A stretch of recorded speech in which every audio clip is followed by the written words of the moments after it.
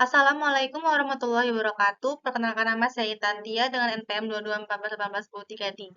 Di sini saya akan mempresentasikan hasil kerja saya yang berjudul bioremediasi. Bioremediasi adalah proses yang menggunakan mekanisme biologi untuk mengurangi konsentrasi polutan atau zat pencemar ke level tidak berbahaya, baik melalui proses degradasi, detoksifikasi, mineralisasi, ataupun transformasi.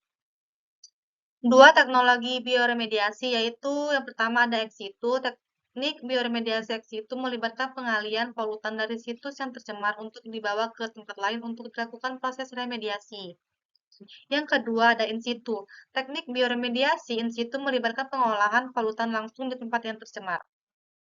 Teknik bioremediasi yang situ yang pertama ada bioreaktor. Bioreaktor digunakan untuk menggambarkan tempat yang digunakan untuk mengkonversi suatu bahan baku menjadi produk spesifik dengan mengikuti serangkaian reaksi biologi. Bioreaktor dibutuhkan untuk menciptakan kondisi lingkungan yang optimal dan terkendali sehingga sel dapat melakukan interaksi dengan lingkungan nutrisi di dalamnya. Yang kedua itu adalah land farming.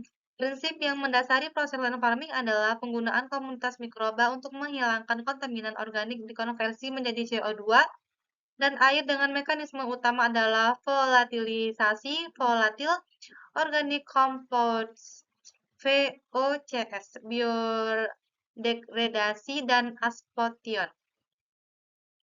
Yang kedua itu ada vermicomposting.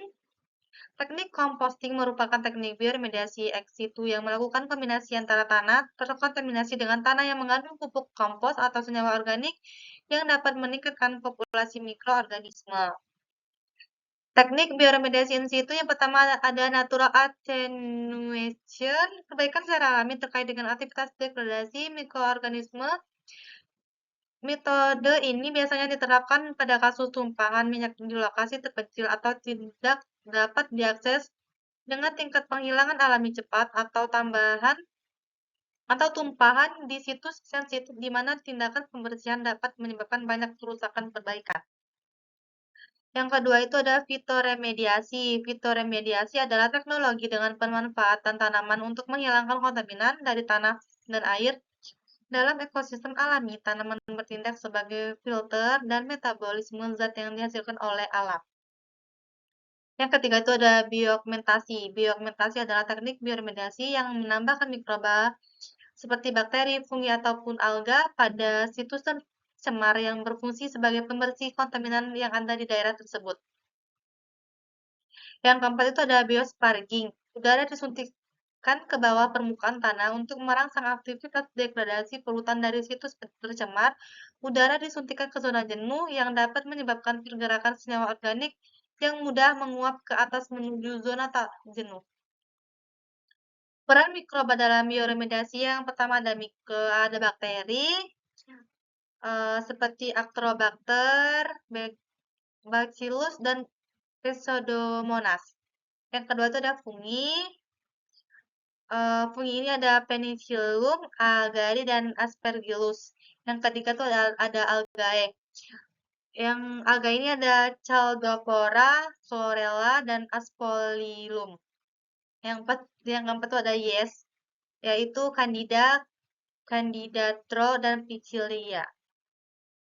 Bioremediasi air itu merupakan proses dekontaminasi air dan tanah dari senyawa yang berbahaya seperti hidrokarbon, poliaromatik, hidrokarbon PAH, persitan organik, polutan POP, logam berat, pestisida, dan lain-lain. Teknik remediasi lingkungan tercemar banyak menggunakan cara biologis, bioremediasi karena pertimbangan efek samping yang dihasilkan dan biaya operasional remediasi pada lingkungan oleh bakteri. Bioremediasi tanah merupakan aplikasi proses dan prinsip biologi dalam mengolah air tanah dan lumpur yang terkontaminasi zat-zat kimia berbahaya, menambah nutrisi seperti unsur hara makro, N, P, dan K pada tanah tercemar minyak bumi dapat meningkatkan kadar hara pada tanah sehingga kadar hara pada tanah tercukupi. Kadar hara yang tercukupi pada tanah dapat menstimulasi kehidupan mikroorganisme yang ada dalam tanah. Kelebihan dan kekurangan bioremediasi, yang pertama itu ada kelebihannya. biaya yang lebih hemat, ramah lingkungan, dan dapat dilakukan secara in situ atau langsung di lokasi pencemaran.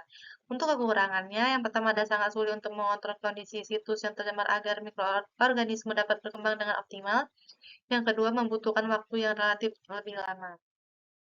Ini daftar pusaka yang saya pakai.